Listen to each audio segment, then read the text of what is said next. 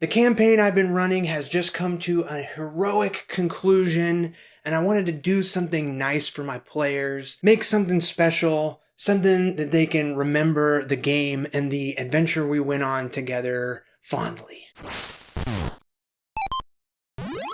So for the past 5 months, I have been running a 5 Torches Deep game with my friends. They've been helping me playtest my monthly Patreon adventure zines, and we just finished our first campaign. So the story started with the Dragontown zine, which I've talked about on this channel a ton already, and it's gone through 9 more standalone, but also interconnected adventures, ending with this month's Patreon adventure, Flick Silverpin's Guide to the Darkness Below. So I guess I should say, if you like getting fun, whimsical, system-neutral, tabletop role-playing game adventures in the mail every month or in your inbox every month, definitely check out my Patreon. The link is in the description. Or if you want to just buy the zines, they're also available in my web shop.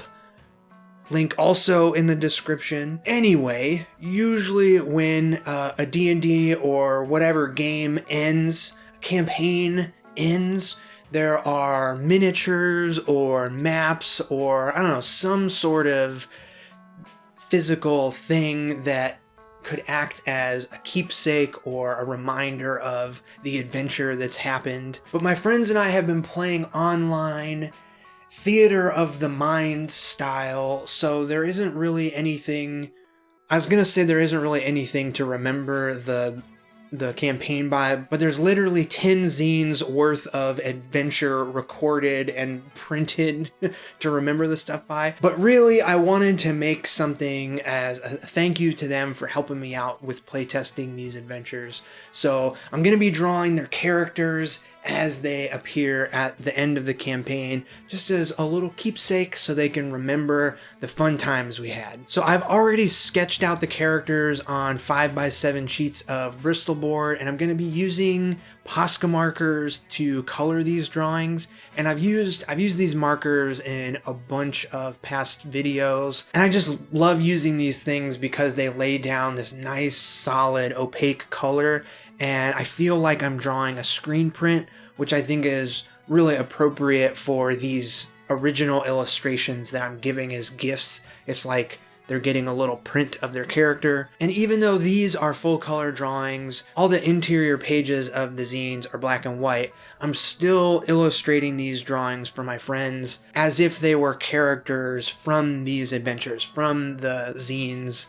You know, the same cartoony, super Dragon Quest inspired illustration character drawings. So I always say that this channel is about making fun stuff for your tabletop games, and I don't think these campaign ending gifts are really any different. So if you're a player and you had a great time in a game, make something cool for your dungeon master as a thank you. You know, they put a lot of work into making a fun experience for you as a player, and it feels awesome when you can make something fun and cool and exciting for them as a thank you in return. You know, you can always make something for the other players to have as well, and it doesn't have to be character drawings like this. It could be a map, or you could write a song about your adventures, or maybe even make a little book that has all of your notes from the campaign organized in it in a fun way. You know, just make something fun, a little keepsake to remember the adventure and the story that you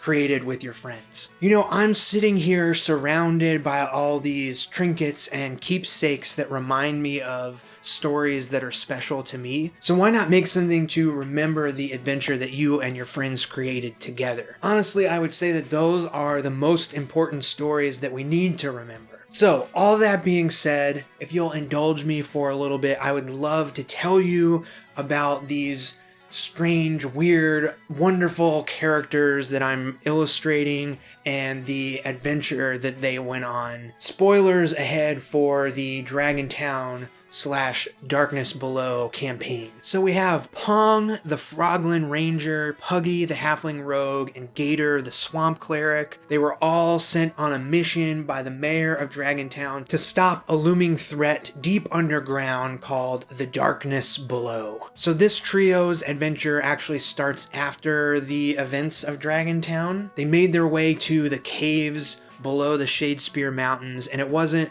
too long before they ran into a cult of these bumbling bat folk that wanted to extinguish all sunlight. But unfortunately for the group, they didn't realize what was going on until it was too late and they were thrown down a giant pit. So they're falling even further underground and they end up being eaten by this giant worm called the Emperor of Worms. And inside this giant worm, they discovered an entire city filled with insect people, like living inside the guts of the worm. They made friends with a foot-tall weevil named Kudatosh, and with his help, they battled their way through the guts and intestines, meeting a bunch of interesting insects, and eventually escaping out the other end of the Emperor of Worms. They then found themselves in a huge cavern that had been overrun by a bunch of poisonous red fungus,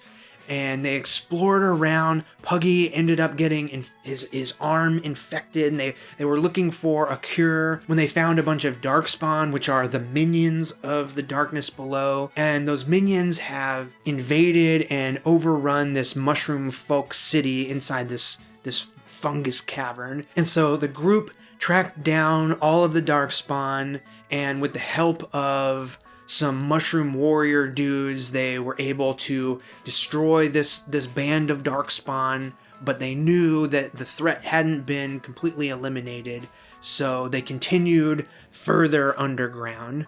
Oh, and I should also say that they met their second companion there. His name is Nugget. He's a little tiny glowworm that can heal people, and he spent the rest of the adventure hanging out in Puggy's hat. So yeah, things started getting even warmer, hotter, when the group found themselves next to an underground lake of lava, and they met a giant lava tortoise who asked them to investigate why the Ember Trolls were acting weird. So the group snuck into the trolls' den, and they set off like every alarm several times, but they were able to create this fun distraction with a steam elemental and cause all this chaos inside the troll den.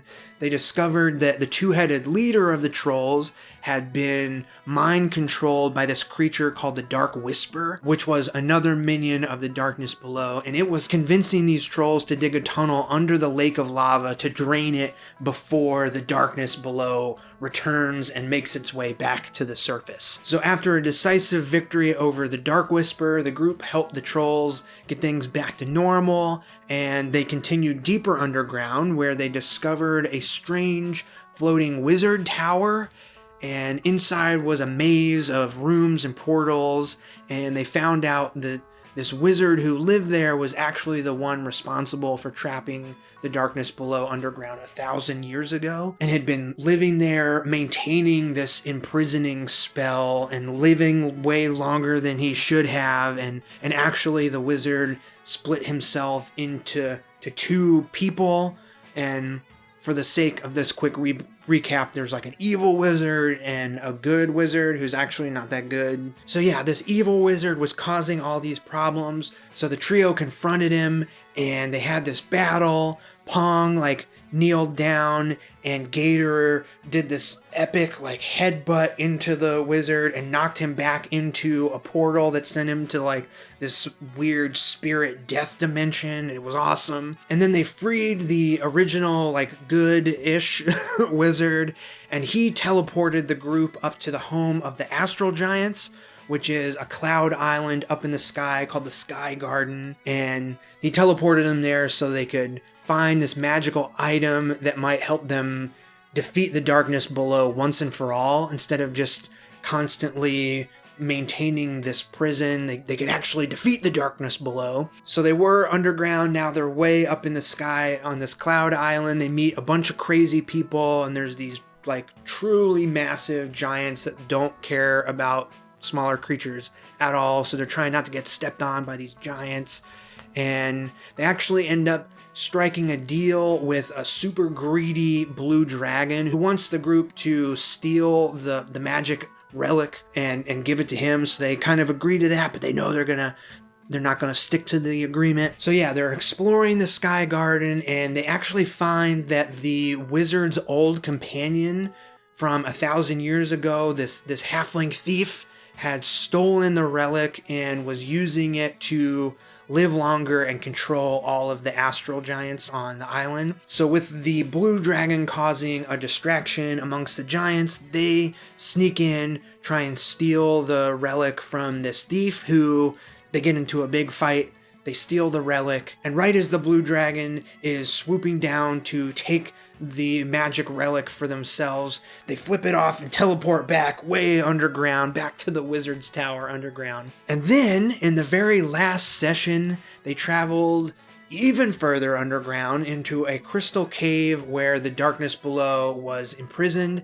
They got there just in time to see all of the darkspawn free the great big darkness below from its prison, and they begin their epic battle. So the darkness summons like shadow clones of the players. They had to fight off themselves, shadowy versions of themselves, while the darkness extinguishes all the lights in this cavern, and it's growing bigger and bigger. It turns into this giant like tentacle monster, and they're fighting it, and eventually it gets even bigger, and it like completely consumes the cave, and it's starting to like grow upwards. You know, it's going to grow all the way up to the surface, but they're able to use the magic relic to locate the darkness's heart and defeat it once and for all. The battle was super crazy. Puggy only had 1 hit point at the end, and they were all out of healing. Super nail-biter conclusion, but they were able to defeat the darkness below, and they were rewarded.